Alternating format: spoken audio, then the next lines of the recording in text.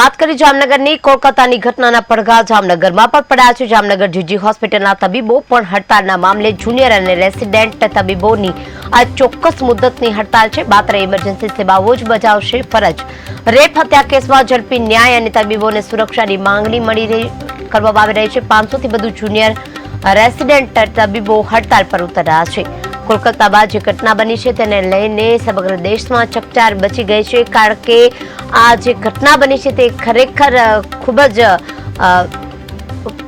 ન બનવી જોઈએ તેવી ઘટના હતી। આની પહેલા પણ દિલ્હીમાં આવો કાંડ બની ગયો હતો, જેને લઈને ઘેરા પ્રત્યાઘાત પડ્યા હતા અને હવે ફરી એકવાર કોલકાતામાં આવી ઘટના બની છે। વારંવાર આવી ઘટના સામે આવતા દેશમાં હચમચાવી દીધો છે, દરેક નાગરિકને હચમચાવી દીધો છે। ત્યારે આ ઘટના છે તે એક તબીબ જે છે તે યુવતી સાથે બની છે, જેને રેપ કરી અને ત્યારબાદ તેનું મર્ડર કરવામાં આવ્યું હતું, જેના પ્રત્યાઘાત જામનગરમાં પણ પડ્યા છે। બનાસકાંઠા હોય, જામનગર હોય, સમગ્ર ગુજરાત નહીં પરંતુ સમગ્ર દેશના તબીબો અત્યારે હડતાલ પર છે, કારણ કે તેમની સાથે જે બન્યું છે તે તેમની સાથે ન બને તેના માટે ખાસ તેમની સુરક્ષાની માંગ કરી રહ્યા છે। આ સાથે જ જે આ કૃત્ય કર્યું છે તેને કડકમાં કડક સજા થાય તેવો બેનરો સાથે વિરોધ કરી રહ્યા છે અને તેમને પર જે ફરજ બજાવી રહ્યા છે તે ફરજ પરથી અળગા થઈ ગયા છે, કામ બંધ કરી દીધું છે અને માત્ર ઇમરજન્સીમાં સેવા આપશે તેવું કહી રહ્યા છે। ત્યારે 500 થી વધુ જુનિયર રેસિડેન્ટ તબીબો હડતાલ પર ઉતરી ગયા છે।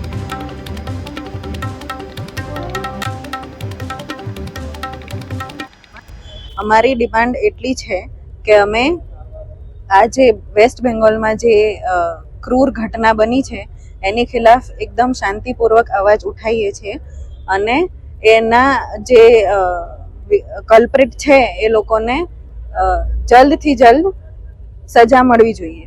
અને અમે અત્યારે સ્ટ્રાઇક કરીએ છીએ। જે કોલકાતામાં થયેલો બનાવ, જેમાં સેકન્ડ યર રેસિડન્ટ હતો, તેમનો બળાત્કાર થયેલો અને તેમનું મર્ડર થયેલું છે 9 તારીખે 9 ઓગસ્ટે, અને ત્યાં હજી પણ તેમને ન્યાય મળેલો નથી। અને કાલ 14 તારીખે રાતે પાછું ત્યાં 3-4 હજાર જણા લોકો ત્યાંના પબ્લિક આવી અને તે જે સ્ટ્રાઇક કરતા હતા ડોક્ટર, રેસિડન્ટ ડોક્ટર, એમને મારેલા છે અને ત્યાં બધું ઓપીડી અને ઇન્ડોર પેશન્ટ હતા તેમને લોકોને પણ મારેલા છે। તો એ બધાનો ન્યાય મળે હવે ત્યાંના ડોક્ટરોને, એ માટે અમે સ્ટ્રાઇક કરીએ છીએ। અને સ્ટ્રાઇક ઓલ ગુજરાતમાં છે, બધી ગવર્મેન્ટ મેડિકલ કોલેજ અને પ્રાઇવેટ મેડિકલ કોલેજમાં અત્યારે સ્ટ્રાઇક થઈ રહી છે।